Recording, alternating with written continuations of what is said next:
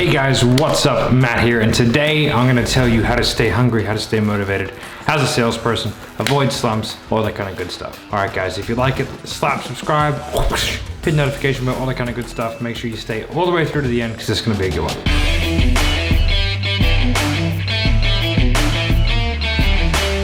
How do you stay hungry? How do you stay motivated as a sales professional? It's hard. It's a performance-based industry. I look at sales as the equivalent of a professional athlete. It is the most comparable thing in the business realm because you are a 100% performance-based individual. So with that comes its ups and it also comes its downs. So today I'm gonna do a nice, quick, short video on how I stay motivated, how I stay hungry, how I get the results that I wanna get and I make the money I wanna make in sales without it completely destroying my life in the process. So the first things first is that we have to get some context. Now I come from a special forces background when I used to be cool and run and gun and all that kind of good stuff. I have a good understanding that what we do is great and it's important for our families, but we are not winning any wars here. There is no point getting upset over a deal not closing. There's no point even knowing that a client is pulled out at 5 p.m. on a Friday night. I have this conversation with my guys all the time. I am like the responsible adult in charge at Sales Sniper.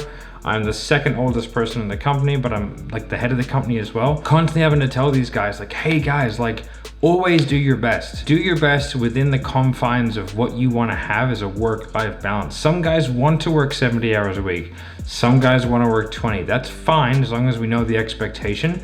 And you can do the best work possible within the confines that's gonna make you happy. And then also know the difference between real work and perceived work. I had a conversation with one of our new guys the other day. He's like, I worked 80 hours last week. I was like, first of all, that's stupid. Second of all, no. I know what you do. There's no physical way that you did 80 hours of work. Now you may have felt like you were at work for 80 hours and that's a problem in and of itself. If you don't have an ability to separate between what is work you and what is non-work you, and you just are at work all day, which is a huge thing for commission-only sales reps because you work from your house. It's one of the reasons why I got an office. It's because it's gonna give me and my team that can be in the office the separation required. I don't want guys working at home. I don't want guys working 12-hour days.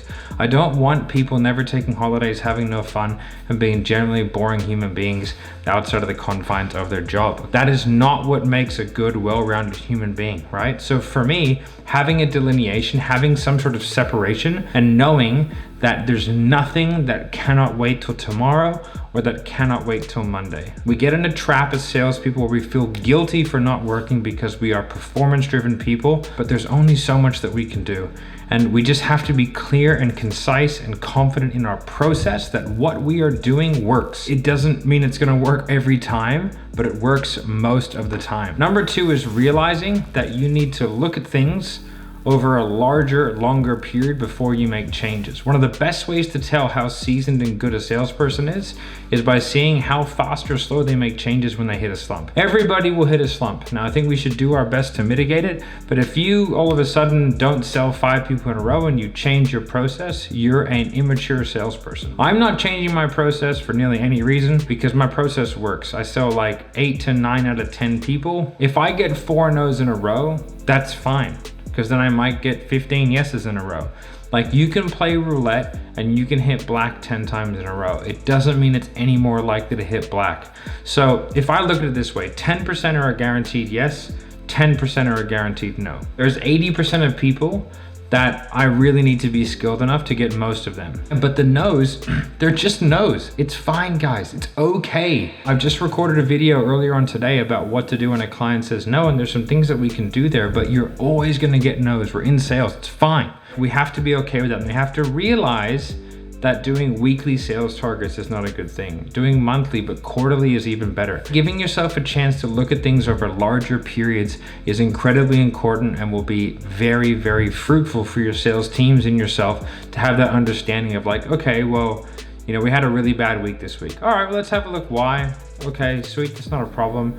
We had an okay week the next week, like we have a killer week. It's like, okay, well, if we just look at it, then we've averaged good weeks. That's fine. We don't want to make changes based off microcosms. Like it's just not a good thing. And a lot of salespeople fall into that trap, and it's hyper demotivating. And one of the other things that is a massive trap for salespeople is creating new normals based off high weeks. You have a huge week, all of a sudden the business is like, that's amazing, that's the new standard, that's the new normal. No, it's not. There are highs and lows in sales, and hopefully it works out so that we're selling a bit more month on month. But if I sell 25 people in 1 week, there's probably reasons for that. And the reason is not my mindset was better. The reason is not that my mindset was worse in previous weeks or months.